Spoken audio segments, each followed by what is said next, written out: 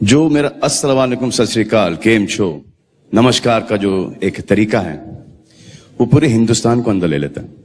Secular country है, secular लोग हैं, बस यही मान के मैं अपना हर प्रोग्राम स्टार्ट करता हूं। जब एक हिंदू किसी को नमस्ते करता है तो वो इंसान को नहीं कर रहा, वो उसके अंदर बैठे हुए परमात्मा को देख के कहता है कि नमस्ते, मैं तुम्हारे आगे झुकता हूं। और वो कि हिंदू लोग कहते हैं नमस्ते, नमस्ते का लफ्ज किधर से आता है आपको शायद पता होगा। नमस्ते आता है इदम नममे से।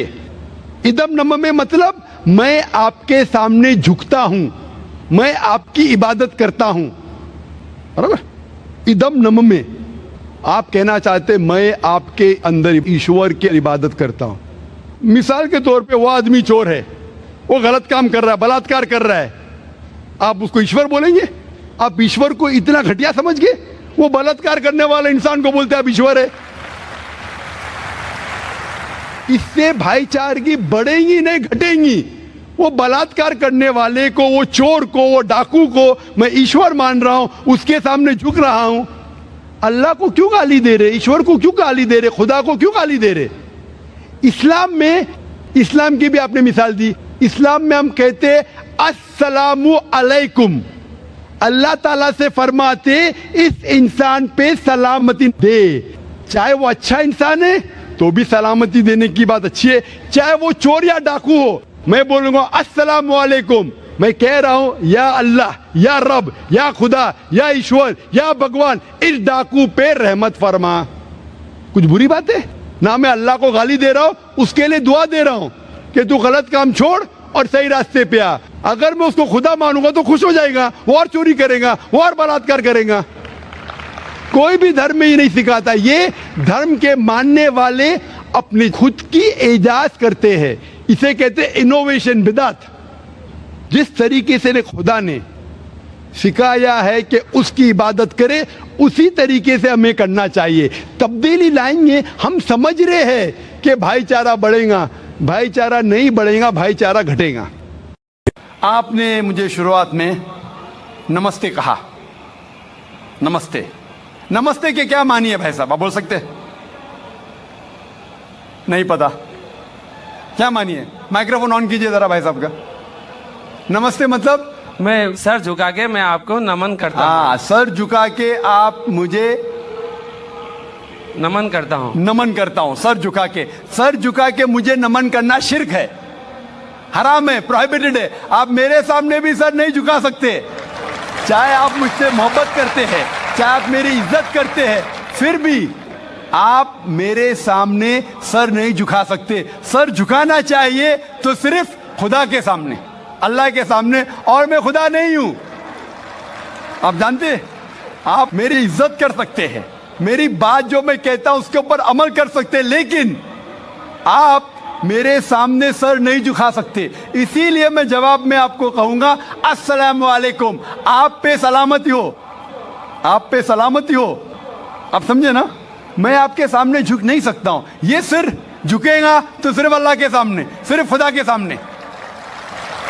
तो आपने बड़प्पन में मुझे कहा, लेकिन अगर गलत चीज कहा तो मैं वापस से जवाब नहीं दे सकता हूं, क्योंकि मैं जानता हूं जो लोग नहीं जानते वो ऐसे हरकत कर सकते हैं। मिसाल के तौर पे 1 महीना पहले मैं जब बॉम्बे एयरपोर्ट पे था तो एक औरत, हिंदू खातून, मुझे पूछी कि आप डॉक्टर जाकिर नाइक है? आयु डॉक्टर जाकिर नाइक? मैंने कहा जी हाँ। ओ, मैं आपका रोज प्रोग्राम देखती हूँ, मैं दुबई से 25 साल के बाद बम्बई में आ रही हूँ, 25 साल के बाद हिंदुस्तान में आ रही हूँ। उसके सिर पे टीका था, हिंदू औरत थी, बोलती मैं आपके प्रोग्राम देखती हूँ और बहुत अल्हम्दुलिल्लाह तारीफ करने लगी। सारी तारीफ अल्लाह की है, मैं कुछ भी नहीं हूँ। और फिर कहने लगी कि मैं तुम्हारे पैर छूना चाहती हूँ। मैंने कहा कि ये गलत है, शिर्क है। तो बोले क्यों? वही जवाब मैंने दिया, आप जो भी कहो मैं आपकी बात मानूंगी। तो मैंने कहा आप कुरान मजीद पढ़िए, कुरान मजीद पढ़िए और इसके ऊपर अमल कीजिए। और मैंने तकरीर दी है similarities between Islam and Hinduism, Islam और हिंदुइज्म में यकसानियत, और साबित किया है कि हिंदुइज्म में भी लिखा है कि आप सिर्फ एक ईश्वर की इबादत करना चाहिए, जितने ऋषि आने वाले उनमें मानना चाहिए, और मोहम्मद सल्लल्लाहु अलैहि वसल्लम में भी। तो आपको अगर कुरान और वेदा पे अमल करना चाहिए जो यकसा है, आपको एक खुदा में मानना पड़ेगा और आखिरी पैगंबर मोहम्मद सल्लल्लाहु अलैहि वसल्लम पर। अगला सवाल माइक नंबर 1 से। I am Dr. Vivek Kumar Tiwari. I am a dentist by profession. Thank you, Dr. Zakir, for such a nice presentation. आपने आज यहाँ पे जो इस्लाम में खलातीन की पोजीशन की बात की, आपने कहा कि मर्दों को और औरतों को इस्लाम में बराबर का दर्जा दिया गया है। तो मैं आपसे ये जानना चाहूँगा कि एक शादीशुदा औरत अगर अपने शौहर से तलाक लेना चाहती है या उसको तलाक देना चाहती है, तो उसको कितना हक इस्लाम ने दिया है? What are the rights provided by Islam to a woman for giving divorce to her husband? भाई का सवाल है कि इस्लाम में ख़वातीन का कितना हक है कि वो अपने शोहर को डिवोर्स दे सके। डिवोर्स के अगर आप अलग तरीके देखेंगे इन नटशेल, एक है by mutual consent of husband and wife. दोनों अगर चाहते हैं कि अलग हो जाए तो हो सकते हैं। तरीका मैं बता दिया हूँ, तरीका तो पहले बता दिया हूँ, लेकिन कितने डिफरेंट स्टाइल्स। तरीका तो एक ही है, लेकिन अगर मियाँ बीवी राज़ी है या नाराज़ी है उसके 5 तरीके। पहला है कि मियाँ बीवी राज़ी तो प्रॉब्लम ही नहीं। दूसरा तरीका, शोहर देना चाहता है अपने तरफ से तो उसको इख्तियार है। तीसरा, अगर निकाहनामा में लिखा हुआ है कि औरत बीवी भी देना चाहती तो दे सकती है, तो वो भी दे सकती है एक तरफा, लेकिन उसको इख्तियार जब होगा शादी के वक्त। इस्लाम इजाज़त देता है कि शादी के वक्त आप कोई भी कॉन्ट्रैक्ट कर सके जो जायज़ है, जायज़ कॉन्ट्रैक्ट। मिसाल के तौर पे आप ये नहीं कह सकती जो फ़र्ज़ है वो आप नहीं कह सकती का शोर नहीं करना चाहिए, नमाज़ पढ़ना फ़र्ज़ है, वो नहीं लिख सकती मेरा शोर नमाज नहीं पढ़ना चाहिए, वो जायज़ नहीं।